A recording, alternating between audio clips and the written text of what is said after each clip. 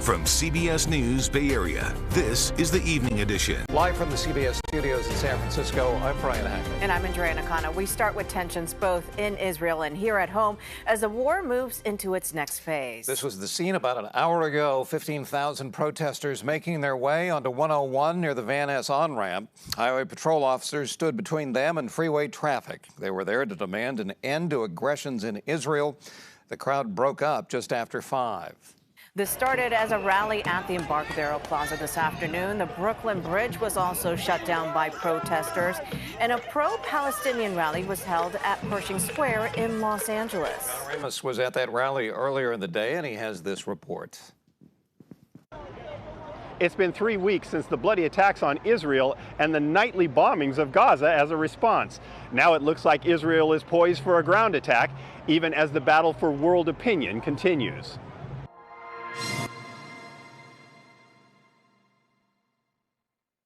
Overnight, Israeli tanks began being what's called a ground incursion into Gaza.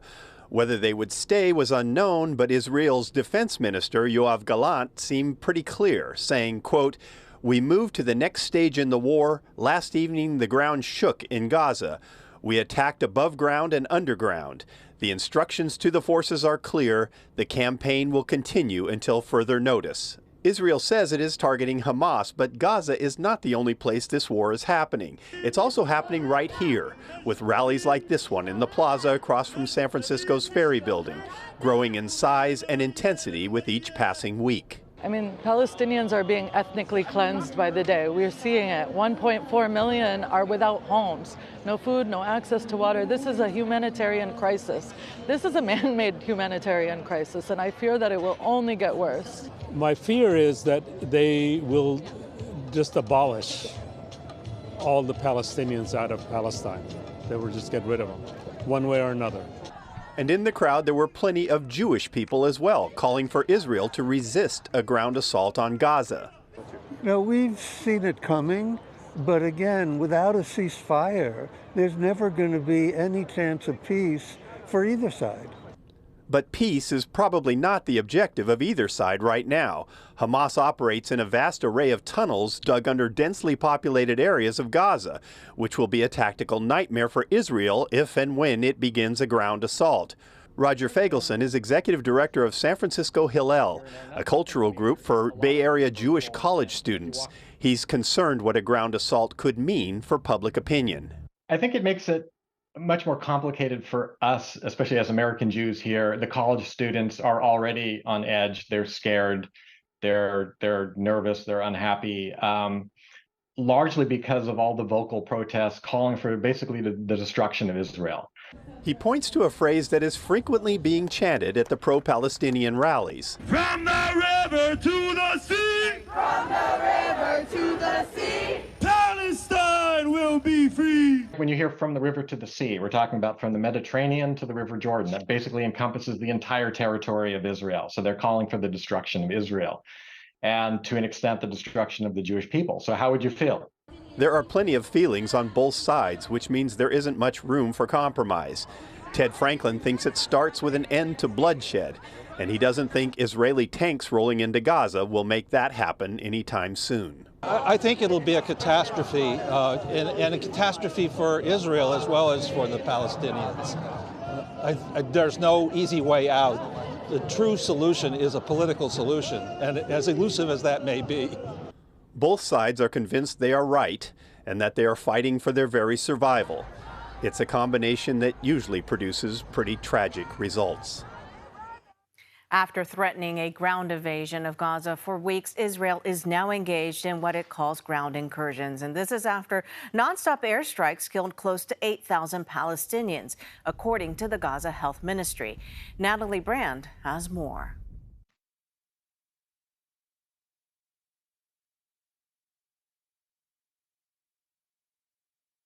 Of tanks entering northern Gaza and firing.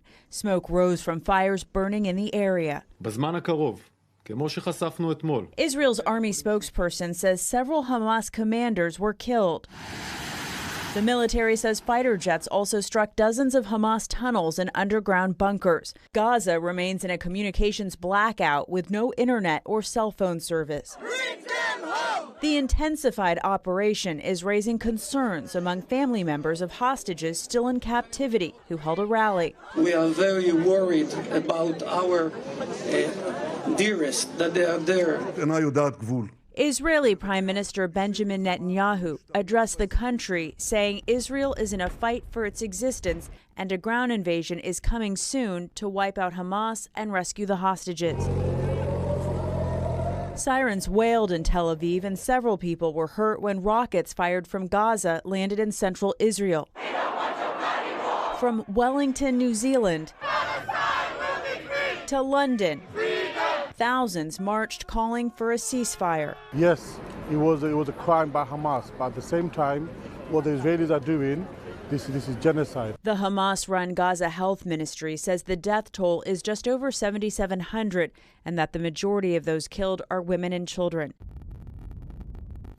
The UN has overwhelmingly approved a resolution calling for a ceasefire in the war. It also called for the immediate and unconditional release of all civilians being held captive, but does not name Hamas as the captors. 120 countries voted in favor of the resolution. As has been usual, the U.S. and Israel did not. We're keeping tabs on the latest out of the Middle East, and we'll bring you any major updates. You can find live updates on KPIX.com and on the free CBS News app. Back here at home, most of the Bay Area is under a red flag warning through tomorrow night. This is a live look of the North Bay.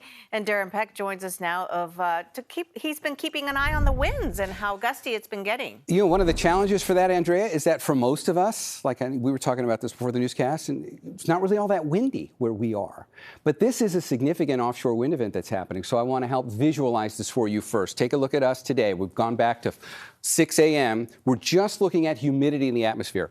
Watch how dramatically things have changed just over the course of the last 12 hours. And you can see the northeasterly direction of this, and then watch what happens when we come in for a close-up view. That's dry air getting pushed off the coast. Those are strong offshore winds, and they've got very low humidity in them. So that kind of helps set the stage for this. If it's not windy where you live, let me show you where it has been windy today. 60-mile-an-hour gusts on the mountains of the North Bay. That's Mount St. Helena, right at the head of Napa Valley. 45-mile-an-hour gust on Mount Diablo. So here's the red flag warning. It started at 5 o'clock. It goes until 5 o'clock tomorrow. And what's different about this is normally red flag warnings are confined to the mountains. This one actually includes the North Bay valleys, even though it hasn't been windy there yet. Watch what happens overnight. Brighter the color, the stronger the wind. You can see the time ticking by.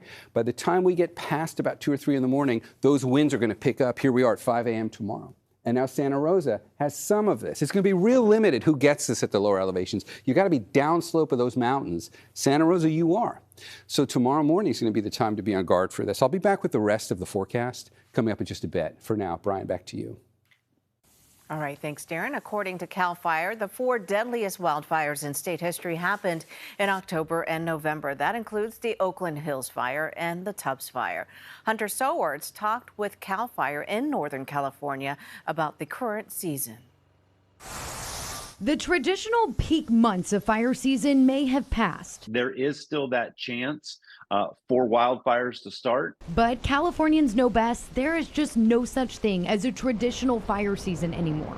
The numbers that we've experienced this year are generally pretty close to last year's numbers. According to CAL FIRE Information Officer Robert Foxworthy, the numbers aren't all that meet the eye.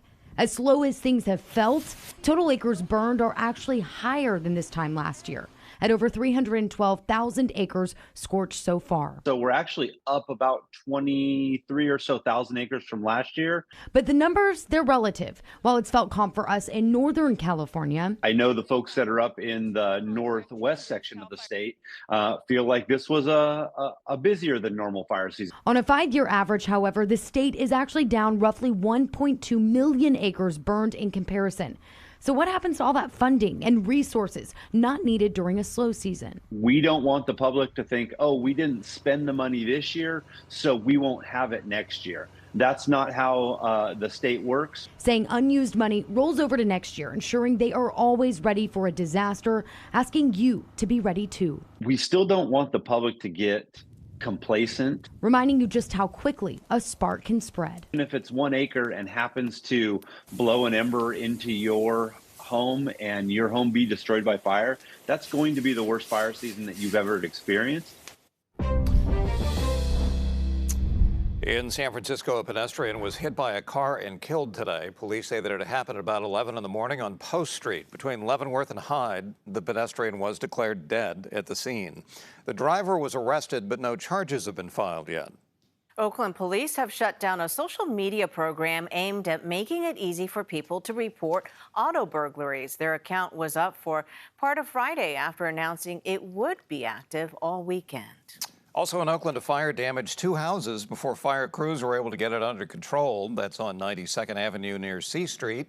Nobody was hurt, 5 people were displaced, and there's no word on how it began. Out of Hollywood, TMZ is reporting that actor Matthew Perry has died, and apparently this information has been confirmed to the LA Times as well. Perry is best known for playing Chandler on the hit 90s sitcom Friends. He had been open about his struggle with addiction, which he wrote about in a memoir he put out last year.